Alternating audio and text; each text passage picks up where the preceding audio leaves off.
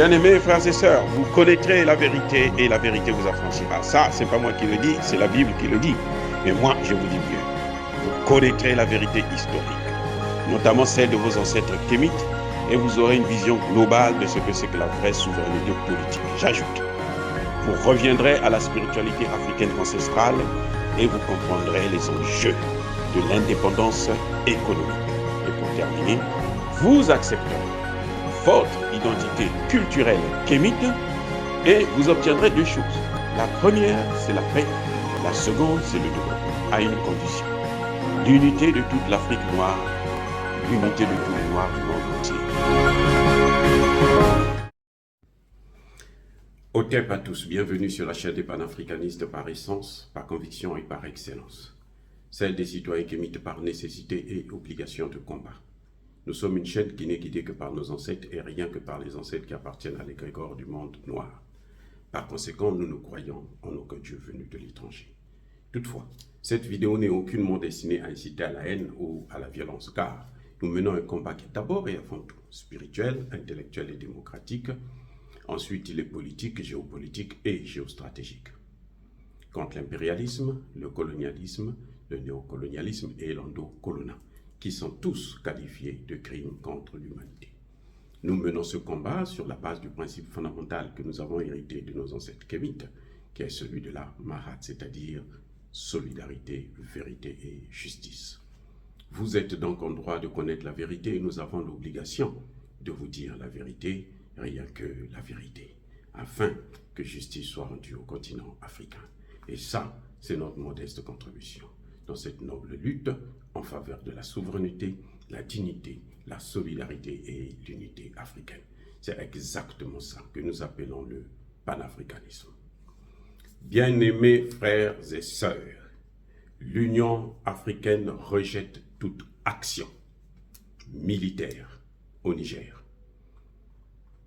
L'Union africaine se désolidarise de toutes les actions de la CEDEAO contre le Niger. Mawa et baby. Et baby. Ça dit que tu t'es gâté là. Alassane Ouattara a les pieds entre les cuisses, la tête entre les cuisses. Alors, c'est que la guerre maintenant, c'est Alassane Ouattara, Macky Sall, Patrice Talon et Macron la gaffe. L'autre imbécile qui croit déstabiliser l'Afrique, qui croit convaincre, corrompre tout un continent.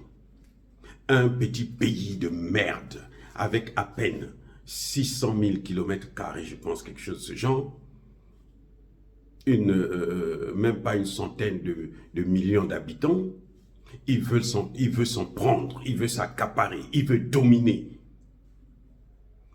1,4 milliard d'Africains. Il veut contrôler 30 millions de kilomètres carrés. C'est incroyable.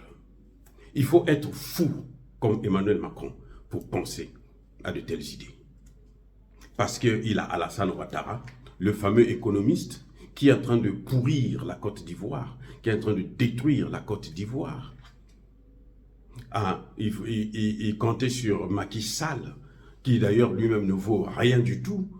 Hein? Sinon, après avoir donné le pétrole et le gaz aux Français, il a fait quoi de mieux, de bon? Et il s'est comporté exactement comme ses prédécesseurs. Je veux dire, Senghor, Diouf, Wade, et maintenant lui aussi, il rentre dans la lignée des inconditionnels. Des larbins qui viennent se coucher à plat ventre devant les présidents français. Comme si c'était la France leur appartenait, l'Afrique appartenait à la France. Non, c'est fini, c'est fini. Bravo pour tous ces membres de la commission, du conseil plutôt, de paix et de sécurité de l'Union africaine. Bravo d'avoir eu le courage de dire enfin, pour une première fois, non à la France. Vous savez ce que la France a fait? Quelques jours plus tôt, le Moussa Faki, le président de la Commission de l'Union africaine, va faire une déclaration pour dire qu'il est solidaire des sanctions et demander même qu'on puisse renforcer ces sanctions et qu'il demandait même qu'on puisse aller jusqu'à comment dirais-je, une intervention militaire. Un autre imbécile, un vaurien, un nul comme tout. On ne peut plus continuer à faire couler le sang des Africains pour ces imbéciles de Français. On ne peut plus continuer à faire ça. Ça doit s'arrêter maintenant. Nous avons assez pleuré les nôtres. Maintenant, c'est fini. Ils voulaient mettre le Conseil de paix et de sécurité devant le fait accompli. Parce que Moussa Faki a dit, donc vous aussi vous allez suivre. Mais ces dignitaires, 15 pays africains, ont dit non. Pendant 10 heures de débat, où les France-Africains ont voulu faire croire qu'ils avaient encore autorité en Afrique, que la France avait une voix en Afrique, que la France était le maître de l'Afrique. Ils ont tous été déchus. Ils ont tous mis les mains sur la tête. Parce que l'Afrique ne leur appartient pas et elle ne leur appartient plus. Ils ont cru que l'Afrique leur appartenait. Depuis 1885, lorsqu'ils ont divisé l'Afrique comme un gâteau qu'on partage entre invités du festin. Donc tous ces invités au festin ont cru que l'Afrique c'était maintenant pour eux. Et là, le Conseil de paix et de sécurité a dit non, l'Afrique ne vous appartient pas, l'Afrique aux Africains. Si j'étais Moussa Faki, Mahamat, je démissionnerais parce que ça, ce qui vient de se passer là, c'est un désaveu de Moussa Faki Mahamat. Je vous avais déjà sorti une vidéo pour dire que Moussa Faki Mahamat n'a pas le droit de prendre une telle décision parce que c'est trop grave. Il n'a pas le droit de parler tant que le continent africain n'a pas parlé, tant que le Conseil de paix et de sécurité n'a pas parlé. Moussa Faki Mahamat, c'est un secrétaire, c'est un bureaucrate. Lui, il est là pour prendre ce qu'a fait le Conseil de paix et de sécurité là. C'est maintenant à Moussa Faki Mahamat d'écrire ça, d'aller présenter ça aux chefs d'État africains. Même si eux, ils avaient pris la décision qu'il faut la guerre, les chefs d'État africains devraient maintenant s'asseoir pour dire, comme à la CEDEAO, pour dire, bon, nous voulons la guerre, nous ne voulons pas la guerre. Déjà même au niveau de la CEDEAO, ils étaient divisés. C'est le discours de Alassane Ouattara. C'est un discours de menteur encore. Sous les caméras du monde entier, devant toutes ces caméras, Alassane Ouattara a menti, comme d'habitude. Il dit que c'est une décision prise à l'unanimité. C'est faux. Le Cap-Vert n'a jamais voté cette décision. Le Togo ne s'est pas prononcé, puisque le Togo avait interdit le survol de son territoire en cas d'intervention militaire. Ça, c'est déjà une façon de dire non, je ne suis pas d'accord avec ces solutions. Donc, pourquoi Alassane Ouattara s'est permis de faire une telle déclaration? Et c'était pas Alassane Ouattara de lire la déclaration, c'était le rôle de Tinubu, ou le rôle maintenant du président de la commission de la CEDEAO. Voilà ce qui devrait se passer. Alassane Ouattara s'est permis de prononcer un discours qui a été rédigé à l'Élysée. Et il croyait que les pays africains sont tous idiots comme lui, sont tous des lèche-culs, comme disait Donald Trump. Emmanuel Macron lui-même qui est le lèche-cul de Xi Jinping. Donc, Alassane Ouattara pensait que les Africains vont agir comme lui. Les Africains ont dit non. Bravo. La commission de paix et de sécurité a refusé de voir une deuxième Libye. Ce que la commission de paix vient de faire, c'est nous montrer, nous dire à la France, dire aux États-Unis, dire à l'Allemagne, dire à l'Angleterre, dire à tous les pays de l'OTAN que ce que vous avez fait en Libye, vous n'allez plus le faire au Niger et plus jamais sur le continent africain. Eh oui, l'Algérie s'y était opposée déjà depuis longtemps. Elle avait dit, si vous déstabilisez aussi le Niger, moi je rentre en guerre aussi.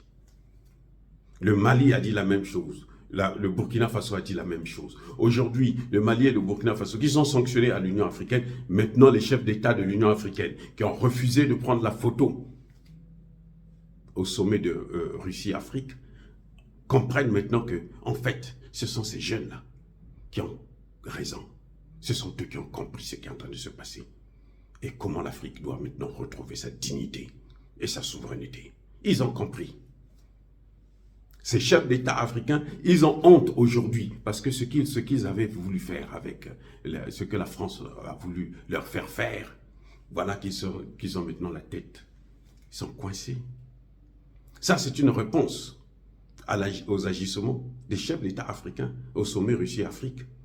Ceux qui ont refusé de prendre la photo sous prétexte qu'ils sont ils seraient avec Assimi Goïta, ils seraient avec Ibrahim Traoré. Ils sont déçus parce que la commission elle-même dit que nous, en fait, c'est cette position que nous suivons.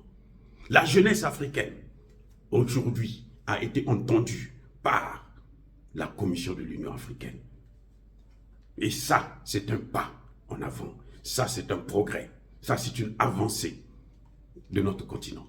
Et ça, c'est le début de la libération de l'ensemble du continent. C'est pour ça que le Niger n'a pas le droit à l'erreur. Le général Tchani n'a pas le droit à l'erreur. C'est pour ça que le Tchad doit prendre ses responsabilités. Mahamat Idriss Déby, Kaka, tu es au pouvoir. Les députés de la transition demandent le départ des troupes françaises. Il faut que tu puisses acter là-dessus. C'est ça que nous attendons de toi, pour qu'on se dise, oui, tu es un frère à nous. Sans ça, tu nous trouveras aussi sur ton chemin. Je dis bien, sans ça, tu nous trouveras sur ton chemin. Il n'y a pas une dictature aussi forte que celle d'une jeunesse déterminée. Parce que ce que la jeunesse là a dit, elle veut, c'est ce que Dieu veut et c'est ce qui se fera.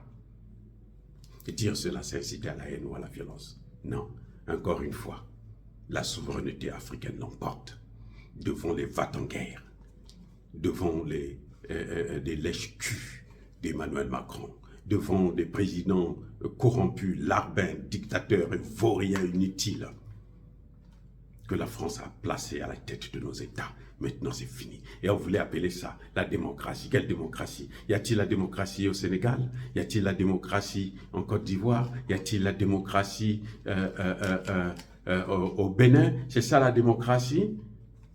Des gens qui ne connaissent même pas le respect de la souveraineté, ce sont des démocrates. Les gens qui ne connaissent pas le respect de l'autodétermination, ce sont des démocrates? Non. Oh, bien-aimés frères et sœurs, encore une fois, soyez bénis, abondamment bénis par le Dieu des Kémites et par nos ancêtres angélisés. Mais que tous ceux qui persécutent le continent africain le pillent et le déstabilisent, qu'ils soient noirs, blancs, chinois, arabes, indiens ou qui qu'ils soient punis, maudits, foudroyés, neutralisés, écrasés, effacés par ce Dieu des Kémites et par nos ancêtres angélisés. Vive l'Afrique éternelle, j'ai dit et j'assure.